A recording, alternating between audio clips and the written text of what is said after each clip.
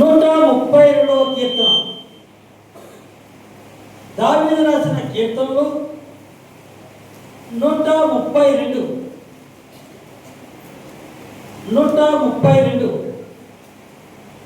Page number 522.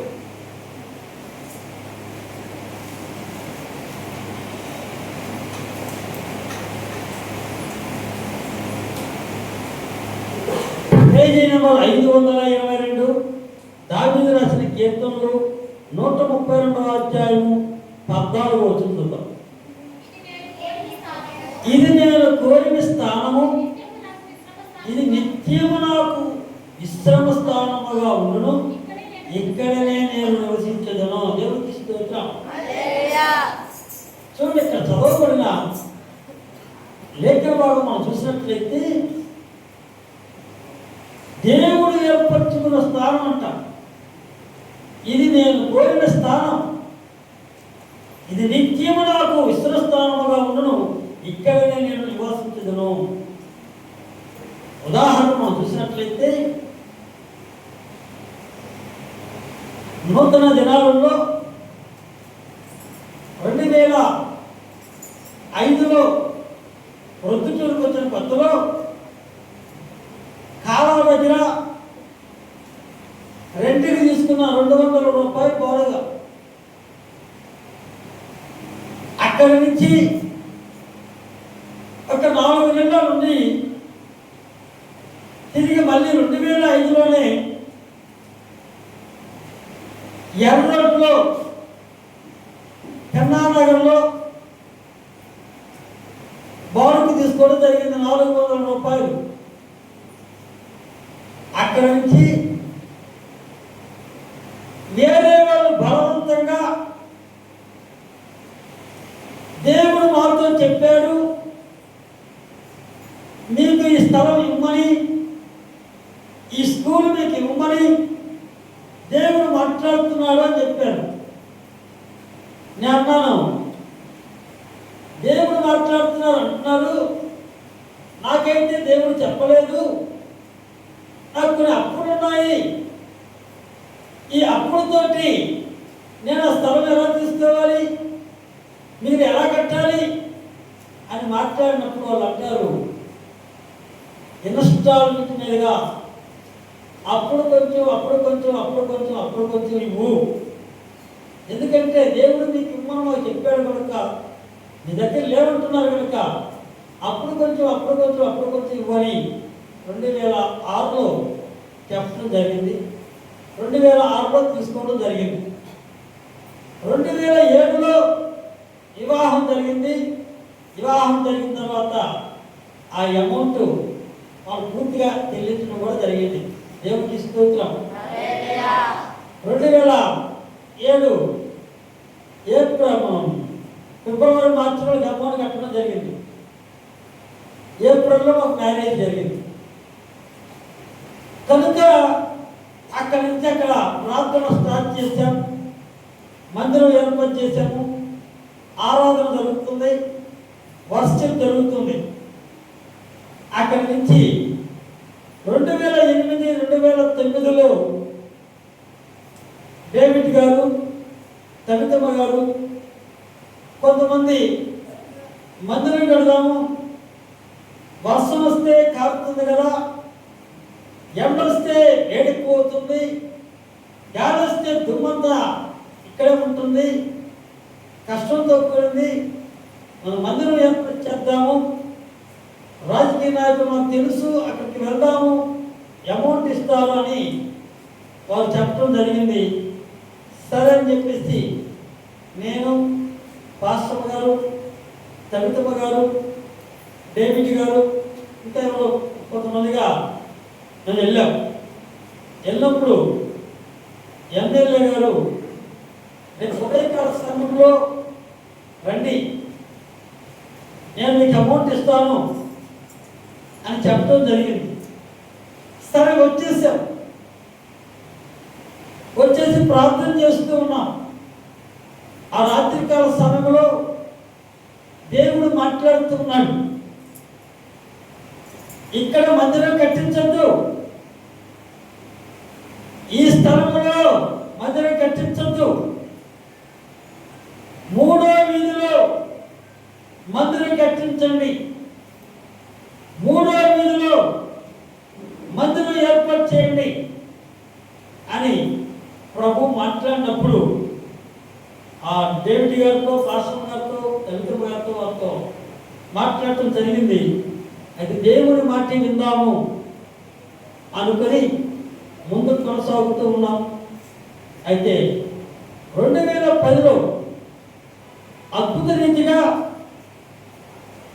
2009లో చూసినట్లయితే ఈ వీధులకు అమ్మేవి లేవు, కొనేవి లేవు, ఖాళీ స్థలాలు లేవు, ఖాళీ ఇల్లు లేవు. అయితే 2010 చివరిలో ఒక చిన్న హౌస్ గలవారు మేము మా ఇల్లు అమ్ముతాము, ఇస్తాము, కొంటారా అని వచ్చారు. వారు చాలా అమౌంట్ చెప్పారు. ప్రార్థన చేస్తున్నాం, ప్రభా 3వ వీధిలో మీరు చెప్పారు కనుక ఈ 3వ వీధిలో వారి ఇల్లు చాలా ఎక్కువ రేటు చెప్తున్నారు, ఎలా ప్రభు అని అడిగినప్పుడు ప్రభు మాట్లాడుతూ ఉన్నాడు, 1,65,000 అట. వారితో చెప్పాను, అయ్యా 1,65,000 ప్రభు మాట్లాడుతున్నాడు కనుక మీరు ఇవ్వాలనుకుంటే ఆ రేటుకి ఇవ్వండి, ఇంకెక్కువ నేను పెట్టలేనని చెప్పాను. తర్వాత వాళ్ళు అడిగేసి మధ్యలో ఎత్తి 1,66,000 రూపాయలకి అది కొన్నాం. దేవునికి స్తోత్రం. అది కొన్న తర్వాత దాని పక్కన ఇంకొక ఇల్లు ఉంది. వాళ్ళండి అది కొన్నారు కదా, మేము కూడా ఇస్తాము, మేము ఆలగుత్తులోకి వెళ్తున్నాము, ఇళ్ళని ఎర్రగొండకి వెళ్తున్నాం, ఆలగుత్తుకి వెళ్తున్నాం కనుక మేము ఇస్తాము, తీసుకుంటారని వచ్చింది. సరే ఓకే అన్న. వారు కూడా సుమారు 2 లక్షల దాకా చెప్పారు. ప్రార్థన చేశాం. ప్రార్థన చేస్తే ప్రభు 1,00,000 రూపాయలు చెప్తున్నారు. సరే అయినా 1,00,000 రూపాయలకి తీసుకుంటాము, లేకపోతే వద్దు, ప్రభు మాట్లాడుతున్నాడని చెప్పారు. ఇంకా పెద్ద మనుషులు అటు ఇటు మాట్లాడి మొత్తం మీద 1,05,000కి కొట్టడం జరిగింది. వెనకాల బ్రదర్స్ కూర్చున్న స్థలం చిన్నంగా ఏది ఏమైనప్పటికీ 2011లోనే మందిరం ఏర్పాటు చేయడం జరిగింది. దేవుడు చూపించిన ప్రాంతం, దేవుడు చూపించిన వీధి, ఈ వీధిలో 2011 మందిరం నిర్మాణం చేసి 2011 మార్చి మందిరం ఓపెన్ చేశాం. 2011 మార్చి 19 మందిరం నిర్మాణం చేశాం. బ్రదర్స్ కూర్చున్న ఆ యొక్క స్థలం చిన్నగా ఏర్పాటు చేసిన తర్వాత 2012 2013 గుర్తులేదు, ఈ బలిపేట ఉన్న స్థలం ఈ నుండి మేము స్థలం అమ్ముతాము, కొంటామని ఇల్లు ముందుకు వచ్చారు. ఓకే తీసుకుంటామని చెప్పారు. 2,05,000కి ఇది కొనడం జరిగింది. అలాగా పక్కన ఆరాధన జరుగుతుంది, హౌస్ ఉంది, పక్కన ఓపెన్ ప్లేస్ ఎవరైనా వచ్చినా ఏదైనా పడుకోవాలన్నా కూర్చోవాలన్నా దేనికైనా బాగుంటుందని 3 తీసుకున్నాం. దేవుడికి స్తోత్రం. అలా తీసుకున్న తర్వాత కొన్ని దినాలకి 2012, 2013, 2014 బాగా జరిగింది. 2015 నుంచి జనం పెరుగుతూ ఉన్నారు, బయట ఎండలో కూర్చుంటూ ఉన్నారు. అయ్యో ఎండలో కూర్చుంటున్నారు, చెట్లు నీళ్ళు లేదు, ఎండలో కూర్చుంటున్నారు, బయట కూర్చుంటున్నారు, ఎలాగ పరిస్థితి అని ప్రార్థన చేయటం మొదలుపెట్టాం. ఎప్పుడైతే ప్రార్థన చేయటం మొదలుపెట్టామో ప్రార్థన చేస్తూ ఉండగా ప్రభు 2018లో దేవుడు మాట్లాడి జూలై 2 శంకుస్థాపన చేయమంటే అప్పుడు 2018 జూలై 2 శంకుస్థాపన చేయడం జరిగింది. మూలరాయి చేయడం జరిగింది, ప్రారంభించడం జరిగింది. అద్భుత రీతిగా ఈ మందిరాన్ని ఆయన ఏర్పాటు చేశాడు. దేవునికి స్తోత్రం. ఇది వాగ్దాన భూమి. వాగ్దాన భూమి. ఆయన వాగ్దానం ఇచ్చాడు. 3వ వీధిలో మందిరం కట్టించండి, 3వ వీధిలో మందిరం కట్టించండి 3 సార్లు మాట్లాడాడు. కానీ 3వ వీధిలో చూస్తే లేవు. కానీ అద్భుత రీతిగా ఆయన మాట ఇచ్చాడు. మాట ఇచ్చిన రీతిగా ఈ 3వ వీధిలోనే మందిరం ఏర్పాటు చేశాడు. దేవునికి స్తోత్రం. అయితే 2005లో కాలువ గట్టు దగ్గర ఉన్న బోర్గింట్లో ఉన్నప్పుడు 200 బోర్కి రెంట్ తీసుకొని ఆ 200 కూడా కట్టుకోలేని పరిస్థితి. ఒక అభిషేకం ఇచ్చినప్పుడు చెప్పారు, డొనేషన్లు చేయొద్దు, చందాలు అడగద్దు, ఎవరిని అడగద్దు, ఉంటే తినాలి లేదా పస్తుండాలి, దేవుడి మీద ఆధారపడాలి, దేవుడి వైపు చూడాలి, దేవుడు ఇవ్వాలి, మీరు తీసుకోవాలి అని వారు ఖచ్చితంగా చెప్పారు. ఆ చెప్పిన రీతిగా ఈరోజు వరకు కూడా డొనేషన్ లేదు, చందాలు లేదు, ఒకరిని అడగటం లేదు, ఒకరి మీద ఆధారపడింది లేదు. ప్రభు మీద ఆధారపడుతూ ఉన్నాం, ప్రభు వైపు చూస్తున్నాం, ప్రతిమలు అనుకుంటున్నాం ఆయన్ని. ఆయన ఏది కావాలో ఆయన అనుగ్రహిస్తున్నాడు. దేవునికి స్తోత్రం. 2005లో ఇదే వీధిలో కూడా ఏకాంతంగా వెళ్ళి ఏటు దగ్గర ఆ ఏటులో కూర్చొని ప్రార్థన చేసుకుంటూ ఉండేవాడు.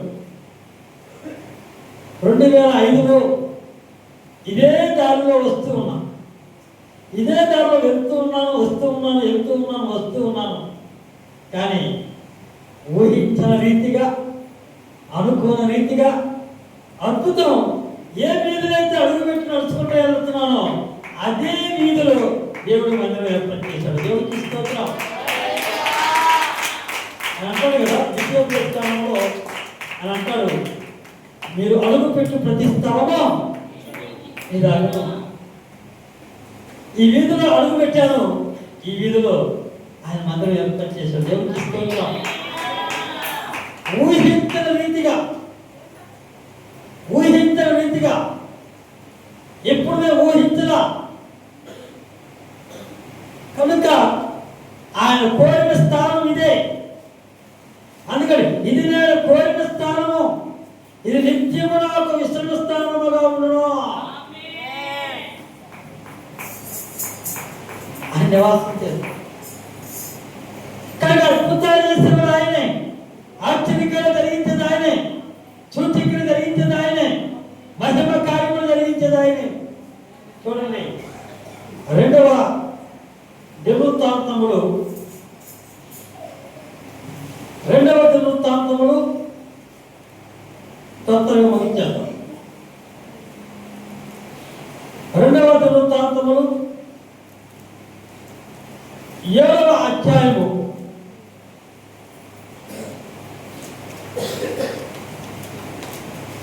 7వ అధ్యాయము 15వ వచనం.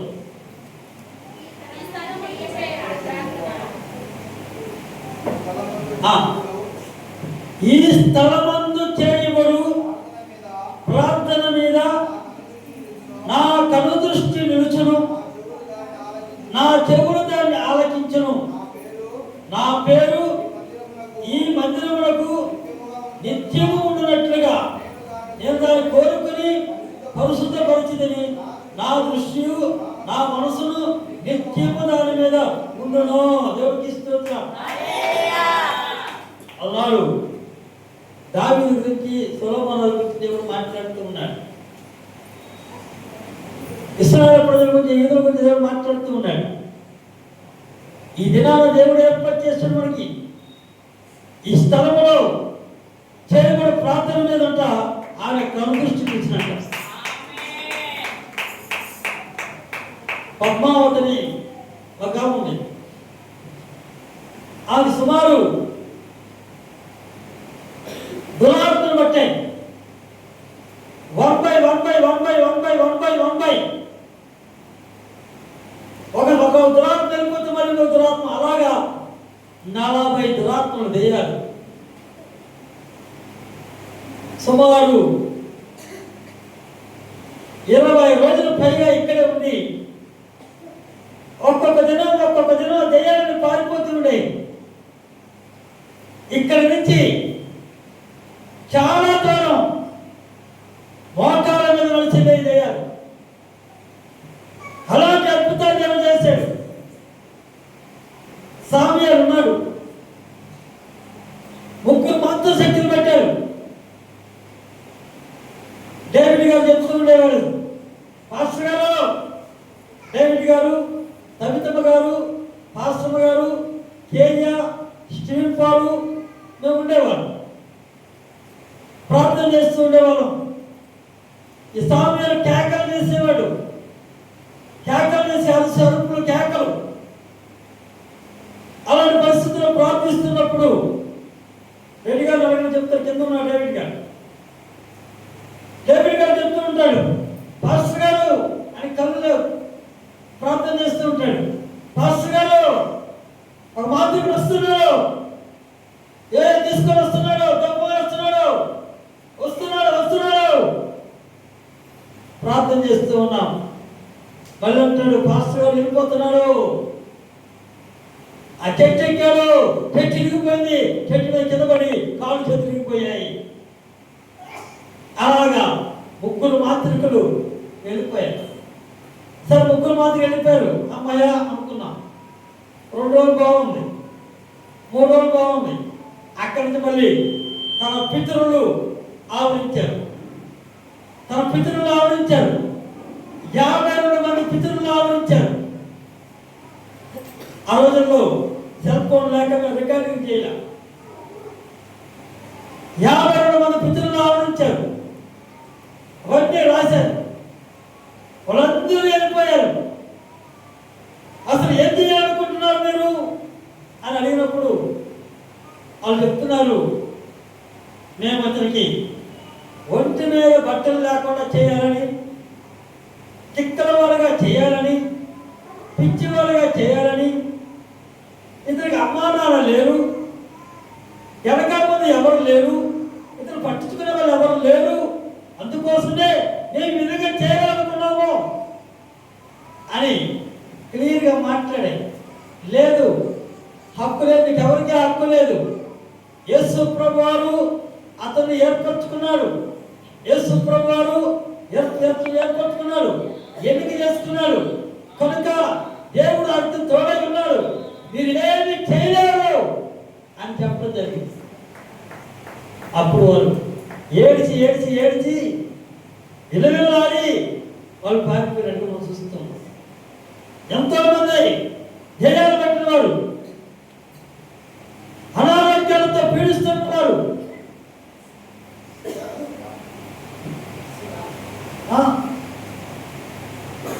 శివాని బ్రదర్ పుట్టినప్పటి నుంచి కడుపులో నొప్పట, ఉంగరమయ్యేవాడు, అప్పుడప్పుడు వస్తూ ఉండేదట. ఈ మందిరం కట్టిన తర్వాతే ఈ స్థలంలోకి వచ్చారు. వాళ్ళ అత్తగారు అలా కేజీ స్టీవెన్ పాల్ వాళ్ళు వచ్చినారు.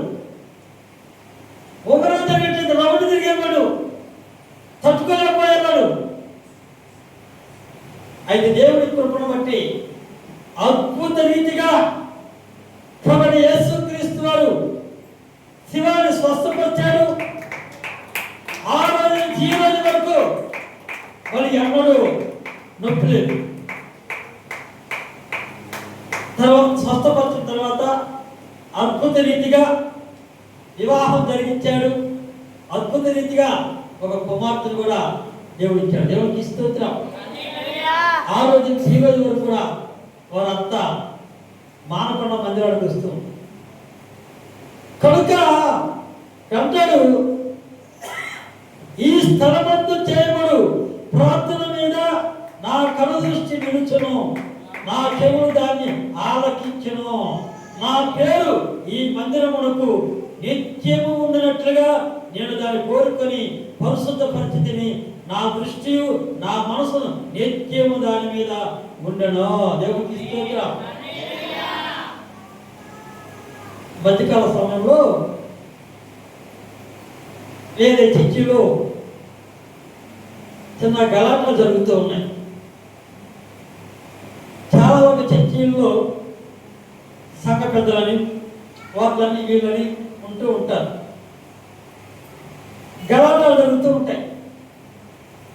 ఒక సిస్టర్ గారు వచ్చి చెప్తున్నారు, పాస్టర్ గారు పలానా సంఘములో గలాటాలు జరిగాయి, కొట్లాటలు జరిగాయి, తలకాయలు పగిలాయి, కుట్లు వేసారు, ఇవన్నీ చెప్తూ ఉన్నారు.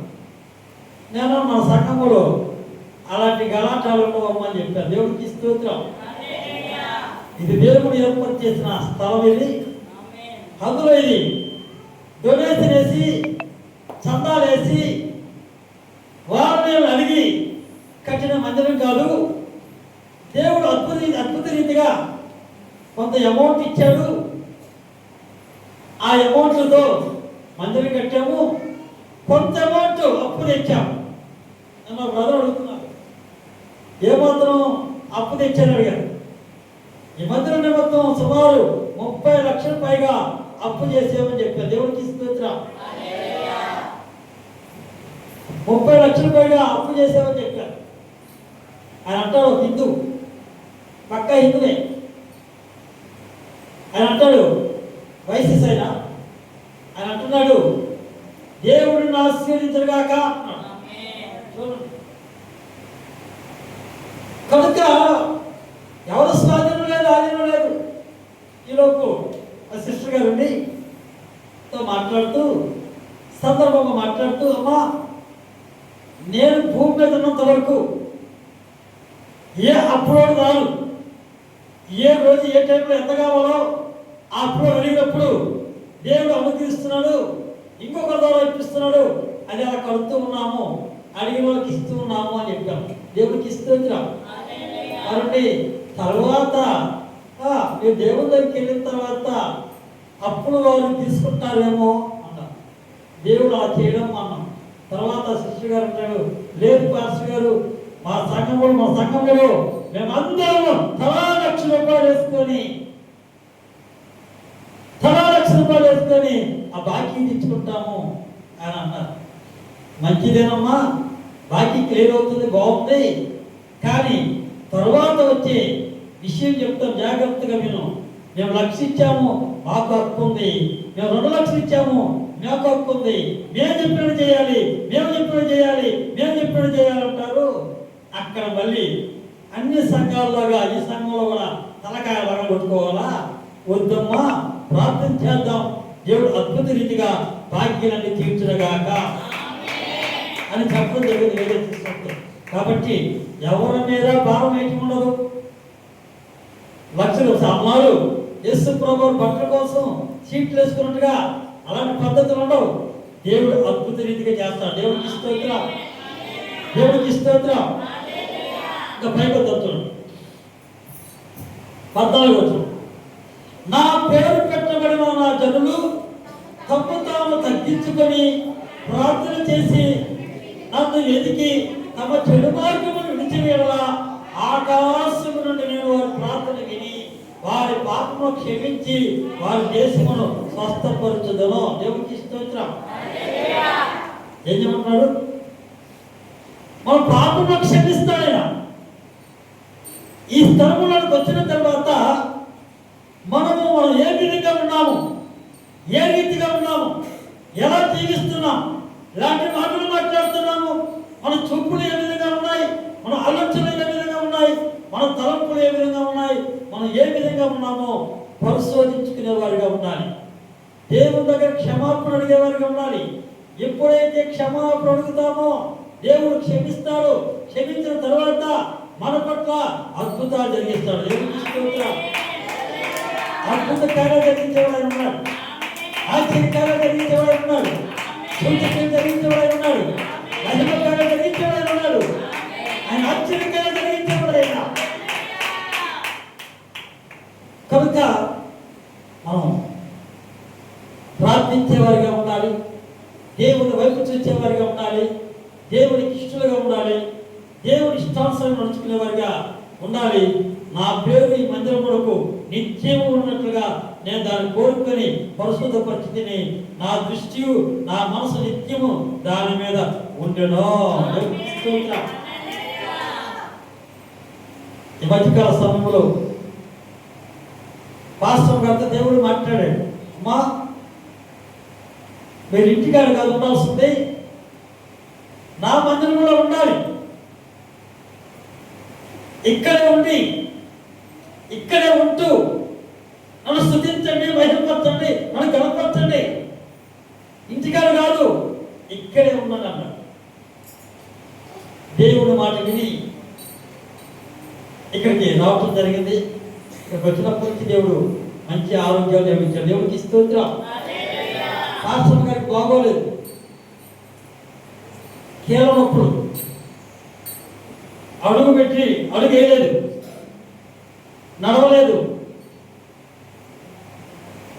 నడవాలంటే ఇద్దరు మనుషులు పట్టుకొని నడిపించాలి, అలా నడవలేని పరిస్థితి, స్నానం కూడా చేసుకోలేని పరిస్థితి. సవితమ్మ గారే పాస్టర్ గారు స్నానం చేయించారు. అలాంటి పరిస్థితుల్లో ఉన్న పాస్టర్ గారిని దేవుడు స్వస్థపరిచాడు. దేవుడికి స్తోత్రం. ఇది ఎవరు పట్టుకోవాల్సిన పని లేదు, స్వేచ్ఛగా చక్కగా నడుచుకుంటూ ఉంది. దేవుడికి స్తోత్రం. తన పనులు తను చేసుకుంటుంది. దేవుడికి స్తోత్రం. ఒకరి మీద ఆధారపడకుండా. కనుక ప్రభువైన యేసు క్రీస్తు వారు అందరికీ ప్రభువై ఉన్నాడు. ఆయన అందరికీ ఉపకారి, అందరినీ స్వస్థపరుస్తాడు, అందరికీ మేలు చేస్తాడు, అందరి పట్ల అద్భుతాలు చేస్తాడు. ఆయన వైపు చూద్దాం, మందిరానికి వద్దాం, మందిరంలో ప్రార్థించుకునేవారుగా ఉందాం. మందిరంలో ఎప్పుడైతే ప్రార్థన చేస్తామో ఆయన అద్భుతాలు చేస్తాడు. బైబిల్లో మనం చూసినట్లయితే అన్న దేవాలయానికి వెళ్ళి ప్రార్థించింది, దేవాలయానికి వెళ్ళి తన విన్నపం చెప్పుకున్నది. అద్భుత రీతిగా దేవాలయంలోకి వెళ్ళి విన్నపం చెప్పుకున్న దాని వల్ల, ప్రార్థించిన దాని వల్ల, కన్నీరు గార్చిన దాని వల్ల దేవుడు ఆ కన్నీటిని చూశాడు, ఆ ప్రార్థన విన్నాడు, జవాబిచ్చాడు, కుమారుని ఇచ్చాడు. దేవుడికి స్తోత్రం. కుమారుని ఇచ్చాడు. ఈ దినాన మన అందరి అవసరాలు కూడా ఆయన తీర్చిన గాక, అందరి పట్ల అద్భుతాలు చేయడు గాక, ఆశ్చర్యంగా జరిగించిన గాక, జరిగించిన గాక, మహిమగా జరిగించిన గాక. మొదటి రాజుల గ్రంథము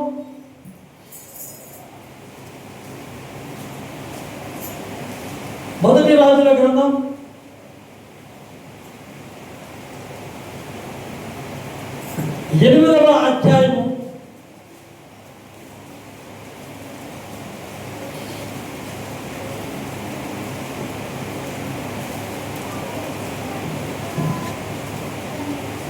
30వ వచనం. మరియు పేజీ నెంబర్ 287, పేజీ నెంబర్ 287, 8వ అధ్యాయము 30వ వచనం. మరియు నీ దాసుడనైన నేనును నీ జనులైన ఇశ్రాయేలును ఈ స్థలము తట్టు తిరిగి ప్రార్థన చేయనప్పుడల్లా నీ నివాస స్థానమైన ఆకాశమందు విని మా విన్నపం అంగీకరించము, వినప్పుడల్లా మమ్మల్ని క్షమించము. మందిరంలోకి వచ్చి మేము దిద్దుబాటు చేసుకుంటాము, మా పాపములు ఒప్పుకుంటాము, మా దోషములు ఒప్పుకుంటాము, మా అపరాధములు ఒప్పుకుంటాము, మమ్మల్ని క్షమించండి ప్రభువా అని అడుగుతున్నాడు. సో 28వ చదువుతాడు.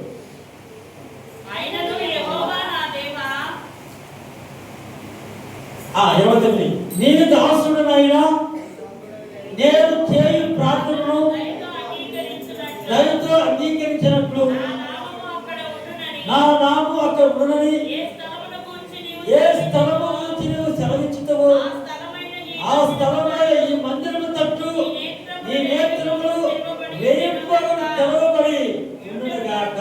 దేవునికి స్తోత్రం. ఇంకొకడు ఆ నేత్రాల స్థలం. మనం చెప్తూ ఉన్నారు పైనంట మూడో ఫ్లోర్ పైన దేవదూత తిరుగుతున్నారు రాత్రి పూట వారు చెప్తూ ఉన్నారు. దేవదూత తిరుగుతున్న పైన చెప్తున్నారు. తెల్లని వస్త్రాలు వేసుకొని దేవదూత తిరుగుతున్న పాత్ర గారు అని చెప్తున్నారు. దేవునికి స్తోత్రం. కనుక దేవుడి వైపు చూద్దాం, దేవుడికి ఇష్టలుగా ఉందాం, దేవుడి ఇష్టాన్ని నడుచుకుందాం. మందిరంలోకి వచ్చినప్పుడు అజాగ్రత్తగా ఉండక జాగ్రత్త కలిగి తగ్గింపు కలిగి వినయము కలిగి విధేయత కలిగి ప్రార్థించినప్పుడు ఆ ప్రార్థన ఆయన వింటున్నాడు, జవాబిస్తాడు, స్వస్థపరుస్తాడు, మేలు చేస్తాడు, అప్పులను పిలిపిస్తాడు, సోదరులను పిలిపిస్తాడు, అనాథలను పిలిపిస్తాడు. గొప్ప కార్యము జరిగించేవాడు ఆయనే. లేదంటే మన ఇష్టారాజ్యముగా మనం జీవిస్తూ మందిరానికి వస్తే మేలు జరగదు. చూడండి ఎలా జరగదు. యెషయా గ్రంథం 16వ అధ్యాయము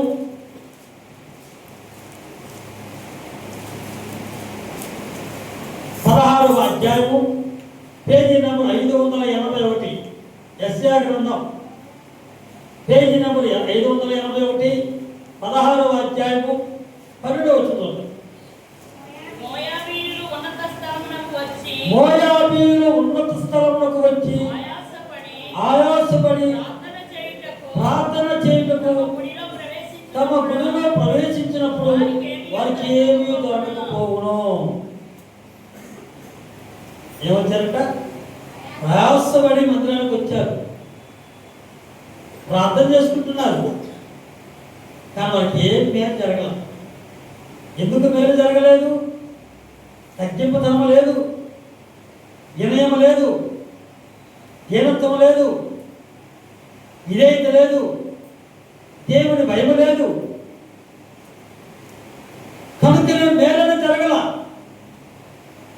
ఈ రోజున కూడా చాలా మంది మాకేం మేలు జరగలేదంటారు, మాకేం మేలు జరగలేదంటారు. కనుక మేలు జరగాలంటే ముందు మనం జాగ్రత్త కలిగి నడుచుకునే వారిగా ఉండాలి. అజాగ్రత్తగా మనము ఉండకూడదు. జాగ్రత్త కలిగి తగ్గింపు కలిగి విధేయత కలిగి మొదటిగా మనం ఏ విధంగా ఉన్నామో, ఏ రీతిగా ఉన్నామో, ఎలా ఉన్నామో పరిశోధించే వారిగా ఉండాలి, పరీక్షించుకునే వారిగా ఉండాలి, పరిశీలన చేసుకునే వారిగా ఉండాలి. దేవుడు మన పట్ల అద్భుత కార్యాలు జరిగించిన గాక, ఆశ్చర్యకార్యాలు జరిగించిన గాక, సూచనలు జరిగించిన గాక, మహిమకార్యాలు జరిగించిన గాక. హగ్గై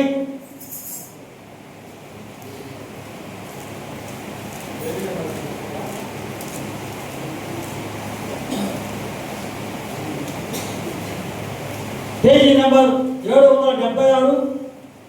హగ్గై పేజీ నెంబర్ 776, 2వ అధ్యాయము 9వ వచనం. ఈ కడవరి మందిరము యొక్క మహిమ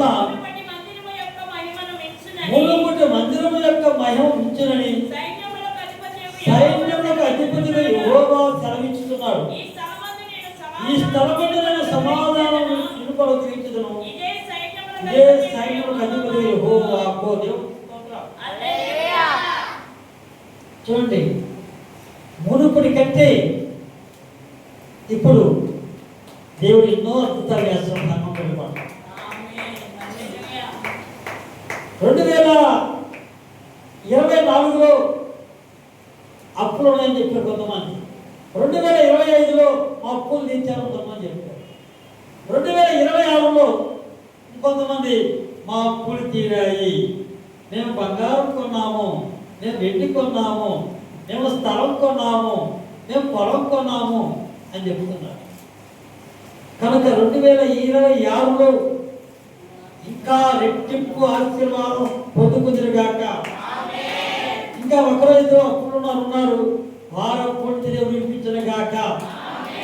వారు అప్పటి నుంచి విడుదల వచ్చిన గాక. వారి అవసరాలు తీరున గాక.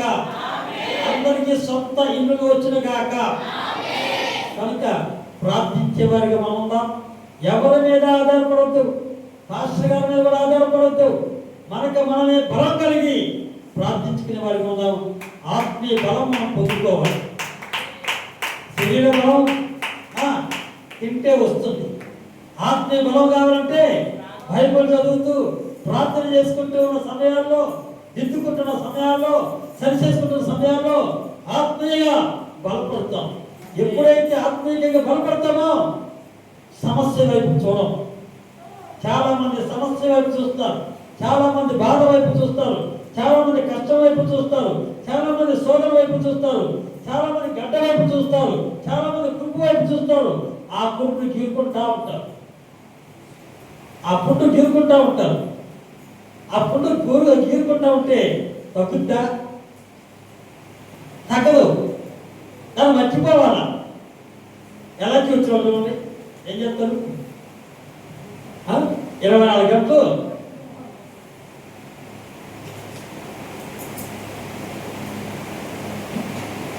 24 గంటలు ఎలా చూడండి. రైల్వే స్టేషన్లో కానీ, బస్ స్టాప్లో కానీ, లేదా మార్కెట్లో కానీ, అయ్యో నువ్వు షాపింగ్ మాల్కి వచ్చాం అనేక మంది ఉంటారు. గీరుకోకూడదు అని అనుకుంటారా? అనుకోరు. ఏం చెప్తారు?